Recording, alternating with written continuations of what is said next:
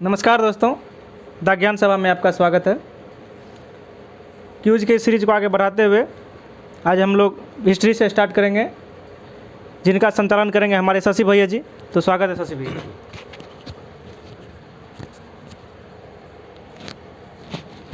चलिए, आज का कल का टॉपिक था आधुनिक भारत का इतिहास। ठीक है, उसमें यूरोपीय कंपनियों का आगमन के बारे में हम लोग जानकारी एकत्र करेंगे। चलिए बतलाइएगा, व्यापार हेतु समुद्री मार्ग से भारत आने वाला प्रथम यूरोपीय कौन था?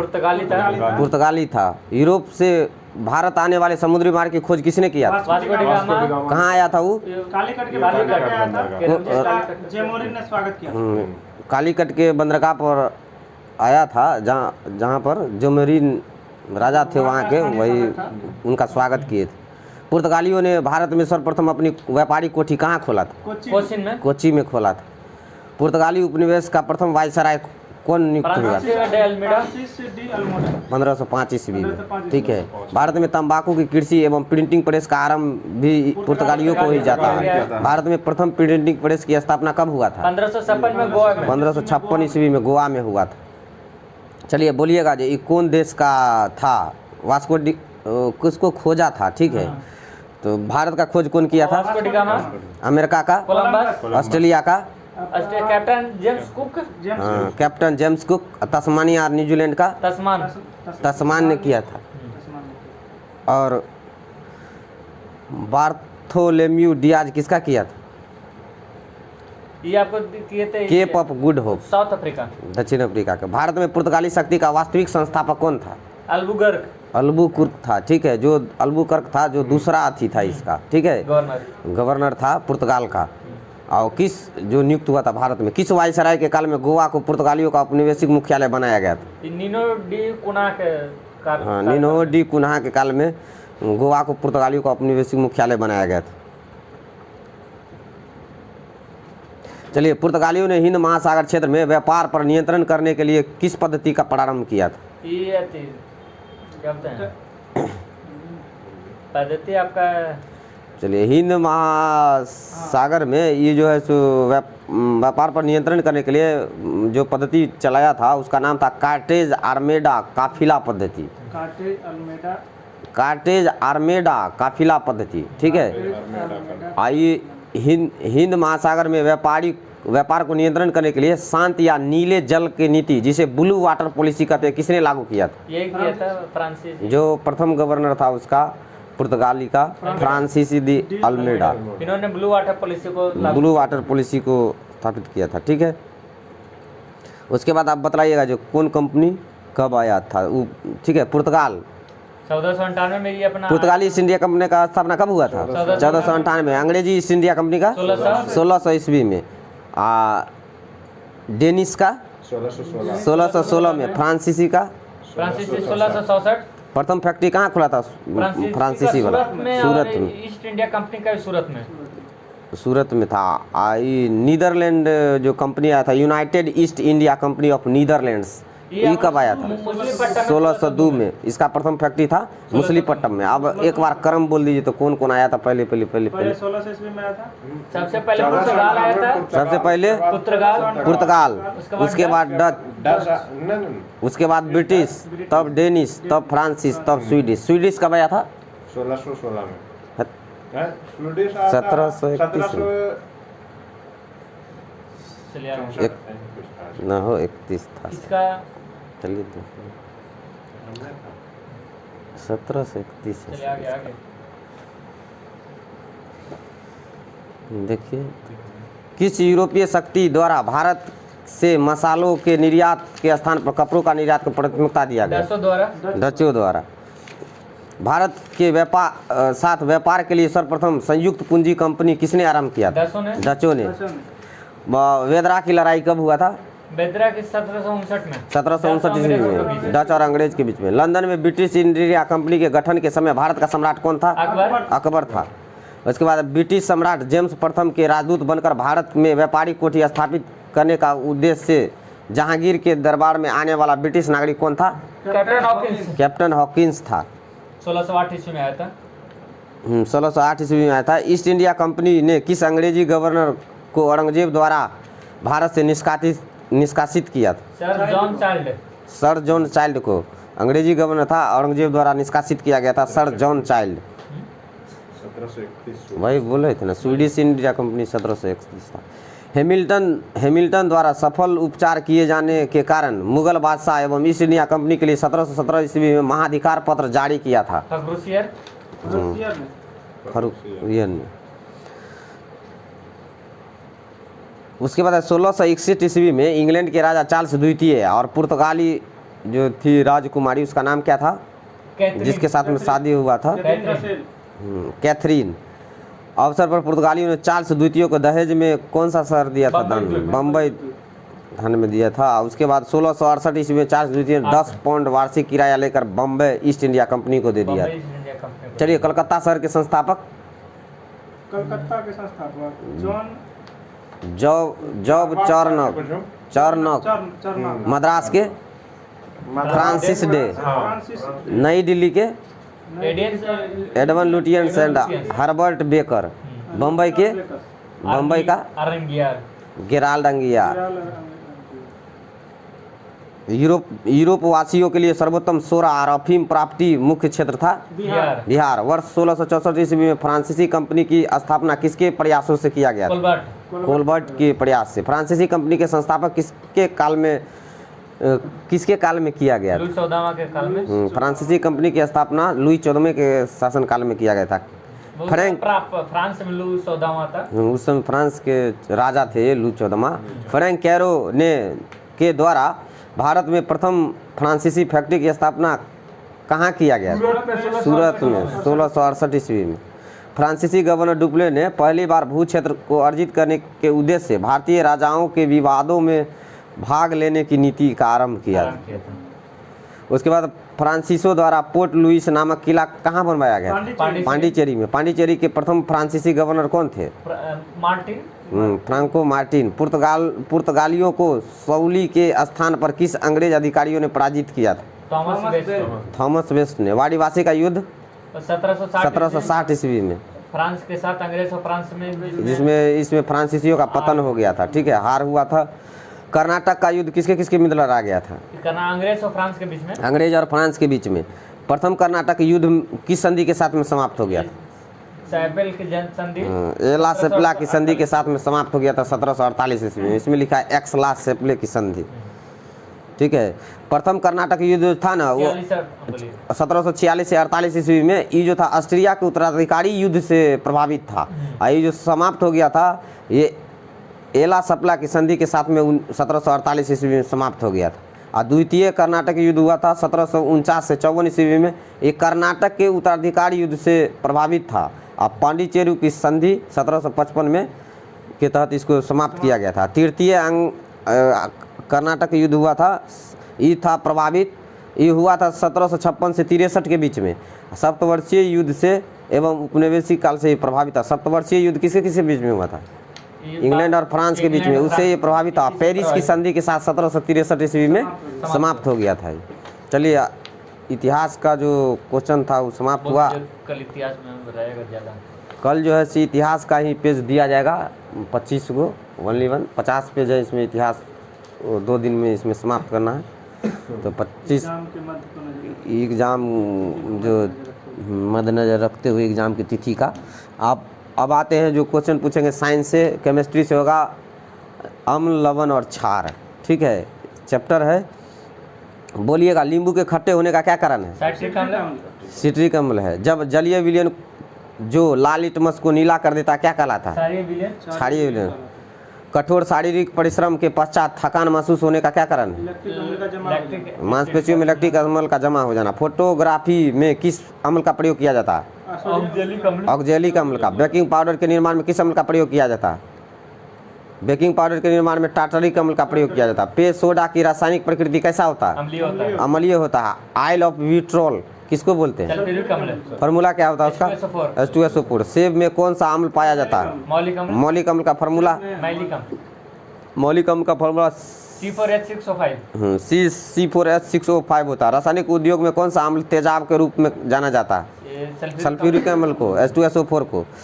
उसके बाद विरंजक चूर्ण का जो होता है कैल्शियम हाइपोक्लोराइड का सूत्र क्या होता है? विरंजक CaOCl CaOCl नहीं तो CaOCl2, ठीक है, दोनों एक ही अथी है। नीला थोथा का सूत्र क्या होता है? नीला तोता बोलते हैं उसको कॉपर सल्फेट CuSO4 × 5H2O। टूटी हुई हड्डियों को जोड़ने के लिए किस प्रकार के क्षारक का प्रयोग किया जाता है?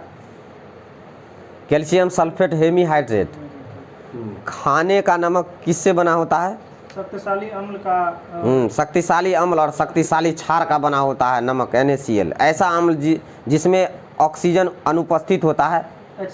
HCl हाइड्रोक्लोरिक अम्ल। अम्लीय विलयन का pH मान कितना होता है? 7 से कम होता है। क्षारीय भूमि सुधारक के रूप में कौन सा रसायन का प्रयोग किया जाता है? कैल्शियम सल्फेट का सूत्र CaSO4। दूध से दही बनाने में किस अम्ल का प्रयोग किया जाता है? लैक्टिक अम्ल का। खाद्य पदार्थों को परिसंचरण हेतु किस रसायन का प्रयोग किया जाता है? बेंजोइक अम्ल का। स्वचालित वाहनों में प्रयोग किया जाने वाला बैटरी में कौन सा अम्ल होता है? सल्फ्यूरिक अम्ल। मृदा में सर्वाधिक अम्ल मुक्त कराने वाले तत्व में कौन सा है? Ammonium sulphate. Ammonium sulphate. Gypsum का रासायनिक नाम? CaSO4 × 2H2O half H2O। CaSO4 × half H2O, इसी को बोलते हैं कैल्शियम सल्फेट। नहीं सर, जिप्सम, हाँ 2H2O CaSO4 × TS।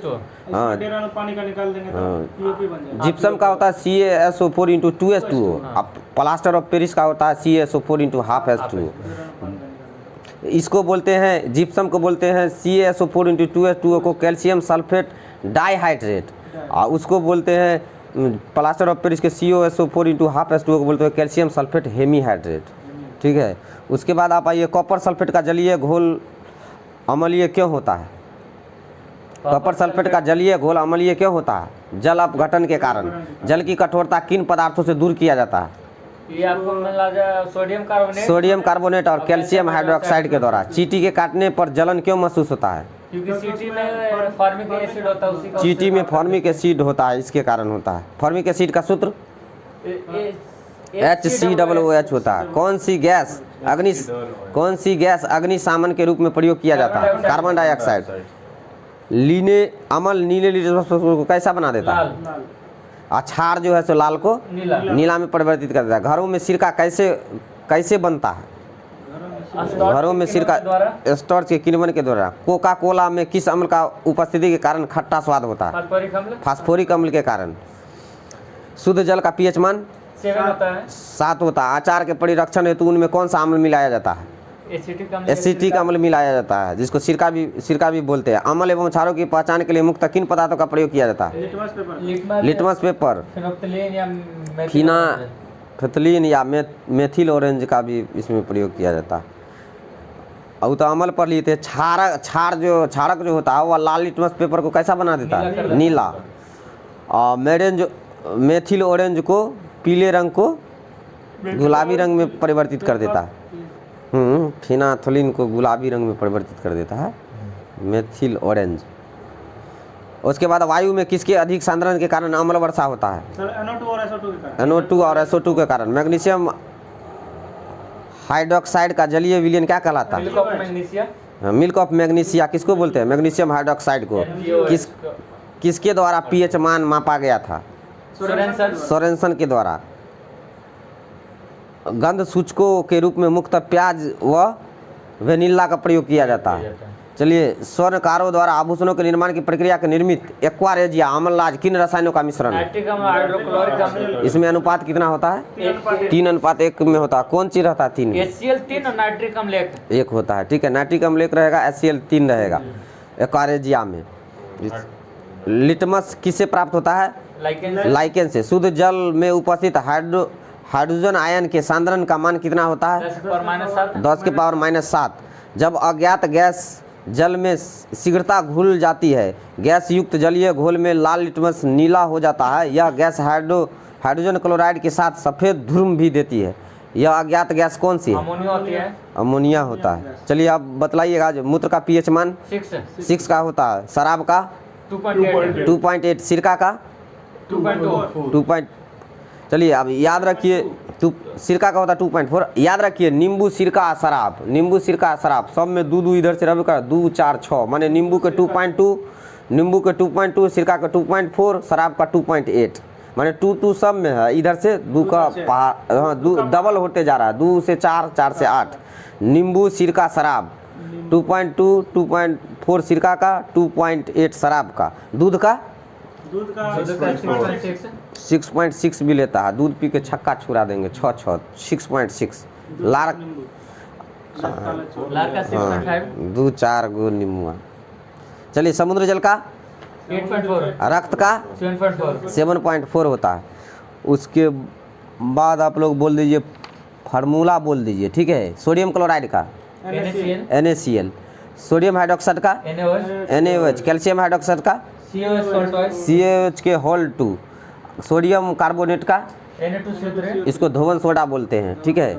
और सोडियम बाइकार्बोनेट का NaHCO3, और सोडियम कार्बोनेट जिसको बोलते हैं Na2CO3 धोवन सोडा, उसमें कितना जल रहता है?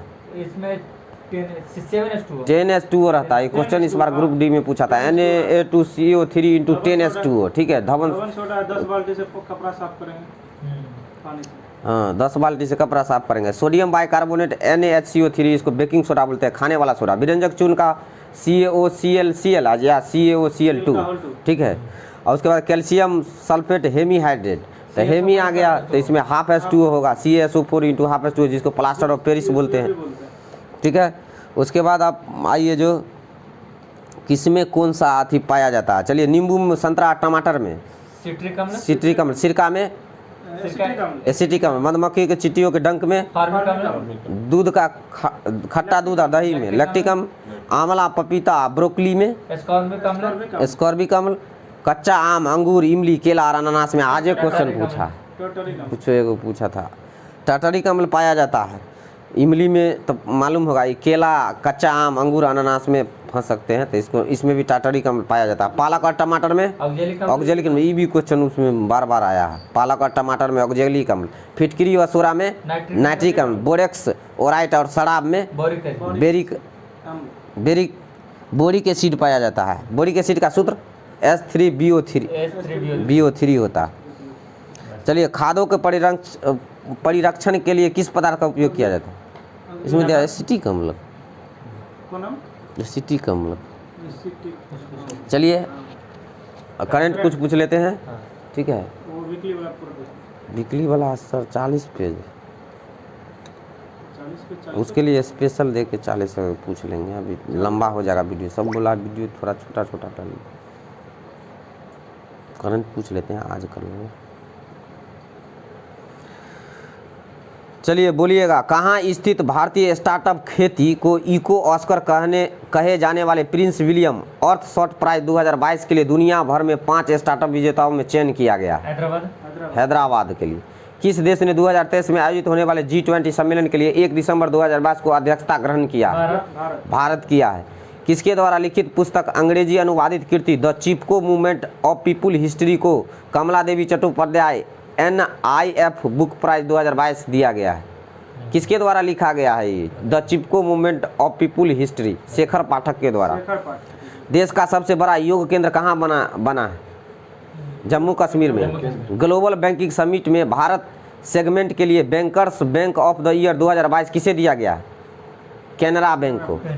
भारत सरकार द्वारा किस केंद्र शासित प्रदेश के 21 द्वीपों का नामकरण परमवीर चक्र विजेताओं के नाम पर किया गया है? अंडमान निकोबार में। नेत्रहीन के लिए तीसरा T20 विश्व कप क्रिकेट टूर्नामेंट 2022 कहाँ आयोजित किया गया? इसका ब्रांड एम्बेसडर किसको बनाया गया? युवराज सिंह को। भारत ने किस देश के साथ नागपुर मुंबई सुपर परिवहन एक्सप्रेसवे परियोजना का कुशल प्रणाली स्थापना किया है, जो 150 करोड़ रुपए के आर्थिक विकास सहयोग ऋण उपलब्ध कराने के लिए समझौता है? किसके साथ में किया है? नागपुर मुंबई सुपर परिवहन एक्सप्रेस साउथ कोरिया के साथ में। बॉम्बे स्टॉक एक्सचेंज का प्रबंधक निदेशक एवं CEO किन्हें नियुक्त किया गया है? सुंदर रमन राममूर्ति। भोपाल गैस त्रासदी की याद में भारत में कब राष्ट्रीय प्रदूषण दिवस मनाया जाता है? 3 दिसंबर। कहिया हुआ था वो? 1984। हाँ 1984 में हुआ था वो, 3 दिसंबर 1984 को भोपाल गैस त्रासदी। भारत में दुश्मन के ड्रोन का लोकेशन ट्रेस कर उसे खत्म करने के लिए अर्जुन नामक किस पक्षी को भारतीय नौसेना में शामिल किया गया? चील। चलिए हम ऊपर से पूछते हैं, एक बार बोलिएगा तेजी में, ठीक है। उसके बाद किस देश ने 2023 में आयोजित होने वाले G20 शिखर सम्मेलन के 1 दिसंबर 2022 को अध्यक्षता किया? भारत क्या है? भारत। आई जो है कहाँ स्थित भारतीय स्टार्टअप खेती को इको ऑस्कर कहे जाने वाले प्रिंस विलियम अर्थशट प्राइज 2022 के लिए दुनिया भर में 5 स्टार्टअप विजेताओं में चयन किया गया? हैदराबाद। किसके द्वारा लिखित पुस्तक अंग्रेजी अनुवादित कृति the Chipko movement of people history को Kamala Devi Chattopadhyay NIF booker prize 2022 दिया गया? शेखर पाठक। देश का सबसे बड़ा योग केंद्र कहाँ बना है? जम्मू कश्मीर में। ग्लोबल बैंकिंग समिट में भारत सेगमेंट के लिए bankers bank of the year 2022 किसे दिया गया है? केनरा बैंक को। भारत सरकार द्वारा केंद्र शासित प्रदेश 21 द्वीपों का नामकरण परमवीर चक्र विजेताओं के नाम पर किया गया है? कहाँ है? अंडमान निकोबार में। नेत्रहीन के लिए T20 वर्ल्ड कप टूर्नामेंट 2022 का आयोजन कहाँ होगा? भारत में। इसका ब्रांड एम्बेसडर किसको बनाया गया? युवराज सिंह को बनाया गया है। नागपुर मुंबई सुपर परिवहन एक्सप्रेस वे परियोजना कुशल प्रणाली की स्थापना जो किया गया वो किसके साथ समझौता करके? साउथ कोरिया के साथ में। बम्बई स्टॉक एक्सचेंज के प्रबंधन निदेशक और CEO किन्हें नियुक्त किया गया है? सुंदर रमन राममूर्ति को। भोपाल गैस त्रासदी की याद में भारत में कब राष्ट्रीय प्रदूषण दिवस मनाया जाता है? 3 दिसंबर को। भारत में दुश्मन के ड्रोन को लोकेशन ट्रेस करने और उन्हें खत्म करने के लिए अर्जुन नामक पक्षी को भारतीय नौसेना में शामिल किया गया है? इसका नाम चील है। ठीक है, एक बार पूछ लेते हैं। उसके बाद है ये तो ये गया उसी में। उसके बाद है जो वैश्विक प्रौद्योगिकी शिखर सम्मेलन 2022 कहाँ आयोजित किया गया है? वैश्विक प्रौद्योगिकी शिखर सम्मेलन 2022 नई दिल्ली में। भारतीय नौसेना दिवस 2022 का 22 पहली बार दिल्ली की जगह दूसरी जगह आयोजित किया जाएगा, विशाखापट्टनम में। नौसेना दिवस जो है ना अब तक दिल्ली में मन रहा था, अभी विशाखापट्टनम में इस बार मनेगा। राष्ट्रीय पिछड़ा वर्ग आयोग का अध्यक्ष किन्हें नियुक्त किया गया है? हंसराज गंगाराम को। दुनिया के दूसरे सबसे बड़े और एशिया के सबसे बड़े भारतीय लागत लेखाकार संस्थान का अध्यक्ष किन्हें नियुक्त किया गया है? विजेंद्र शर्मा को। इसका मुख्यालय है कोलकाता में। भारत और सिंगापुर सेना के बीच में अग्नि योद्धा 2022 का 12वां संस्करण कहाँ आयोजित हुआ? देवलाली, महाराष्ट्र में। खेलो इंडिया के तहत किस राज्य में 1 डिस्ट्रिक्ट 1 सपोर्ट योजना शुरू किया है? उत्तर प्रदेश। महाराष्ट्र को हराकर 14 साल बाद विजय हजारे ट्रॉफी 2022 किसने जीता है? सौराष्ट्र ने। प्लेयर ऑफ द टूर्नामेंट किसको मिला है? ऋतुराज गायकवाड़। इसने एक कारनामा किया है इस टूर्नामेंट में। 1 ओवर में 7 छक्के मारे हैं, एक नो बॉल था उसमें। हॉर्नबिल फेस्टिवल किस राज्य के प्रमुख सांस्कृतिक जो हाल ही में मनाया गया है? नागालैंड में। नागालैंड का स्थापना कब हुआ था? 1 दिसंबर 1963 को। 1 दिसंबर 2022 को मनाए जाने वाले एड्स दिवस का थीम क्या था? समानता। देश के पहले धम दीपा अंतर्राष्ट्रीय बौद्ध विश्वविद्यालय की आधारशिला कहाँ रखी गई है? हिमाचल प्रदेश, त्रिपुरा में। एक बार फिर से बोल दीजिएगा। दिसंबर 2022 के लिए किस देश ने संयुक्त राष्ट्र सुरक्षा परिषद की अध्यक्षता ग्रहण किया है? भारत ने। वैश्विक प्रौद्योगिकी शिखर सम्मेलन 2022 कहाँ आयोजित हुआ है? नई दिल्ली में। भारतीय नौसेना 2022 में पहली बार दिल्ली की जगह कहाँ आयोजित होगा? विशाखापट्टनम में। दुनिया के दूसरे बड़े और एशिया के सबसे बड़े भारतीय लागत लेखाकार संस्थान का अध्यक्ष किन्हें नियुक्त किया गया है? विजेंद्र शर्मा को। इसका मुख्यालय कहाँ है? कलकत्ता में है। भारत और सिंगापुर सेना के बीच में अग्नि योद्धा 2022 का 12वां संस्करण कहाँ आयोजित हुआ? अग्नि योद्धा भारत और सिंगापुर के बीच में, देवलाली, महाराष्ट्र में। खेलो इंडिया के तहत किस राज्य ने 1 डिस्ट्रिक्ट 1 सपोर्ट योजना प्रारंभ किया है? उत्तर प्रदेश। महाराष्ट्र को हराकर 14 साल बाद विजय हजारे ट्रॉफी पर कौन कब्जा किया है? सौराष्ट्र ने। Player of the tournament Ruturaj Gaikwad. Hornbill festival कहाँ मनाया जाता है? 1 दिसंबर 2022 में मनाए जाने वाले एड्स दिवस की थीम क्या थी? समानता था। देश के पहले धम दीपा अंतर्राष्ट्रीय बौद्ध विश्वविद्यालय का आधारशिला त्रिपुरा में रखा गया है। आज के लिए बस इतना ही।